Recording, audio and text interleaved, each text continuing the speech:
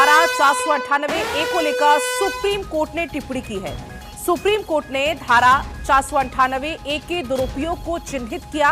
Supreme court ने वैवाहिक कानूनों के दुरुपयोग पर दी है चेतावनी।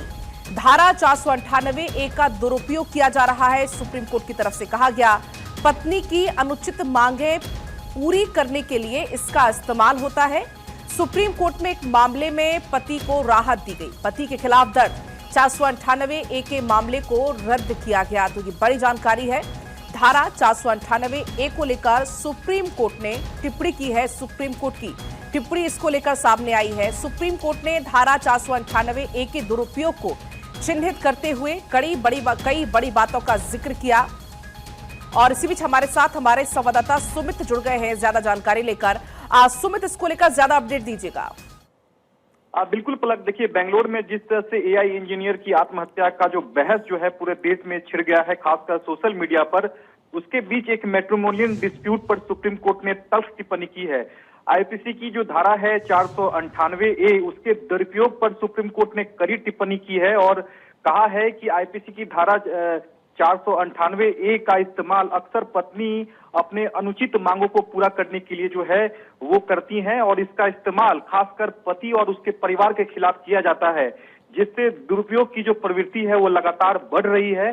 सुप्रीम कोर्ट ने धारा 498A के दुरुपयोग को चिन्हित करते हुए वैवाहिक कानूनों के दुरुपयोग पर कड़ी चेतावनी कही है और कहा है कि ऐसे मामले में जब एफआईआर दर्ज होती है तो पुलिस को पहले जांच करनी चाहिए, उसके बाद ही कार्रवाई करने की जरूरत है। ये सुप्रीम कोर्ट ने चेतावनी देते हुए कहा है। और सबसे दिलचस्प बात है कि एक पति ने 498A की धारा यानी कि जो एफआईआर थी उसको रद्द करने को लेकर सुप्रीम कोर्ट का दरवाजा खटखटाया था और सुप्रीम कोर्ट ने मैट्रिमोनियल डिस्प्यूट में एक पति को राहत देती है, उसके खिलाफ जो 498A की जो एफआईआर दर्ज थी उसे सुप्रीम कोर्ट ने रद्द कर दिया है। यानी कि पति को राहत सुप्रीम कोर्ट ने दी है और कहा है कि जो मामला दर्ज हुआ था पति पर, वह एक तरह से पत्नी की ओर से जो है अपनी मांगों को पूरा करने के लिए ही दर्ज किया था। और सुप्रीम कोर्ट ने इस धारा के दुरुपयोग पे कड़ी आलोचना भी की है और एक तरह से चेतावनी दी है और उन तमाम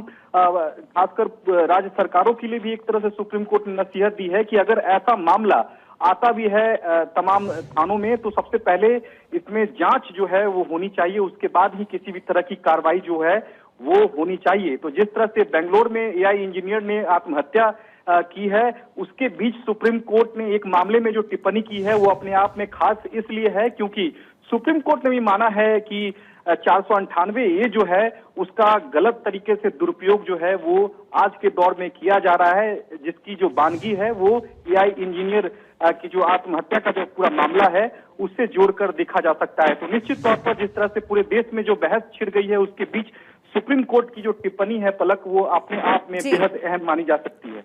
बिल्कुल, बहुत शुक्रिया सुमित आपका पूरी जानकारी देने के लिए।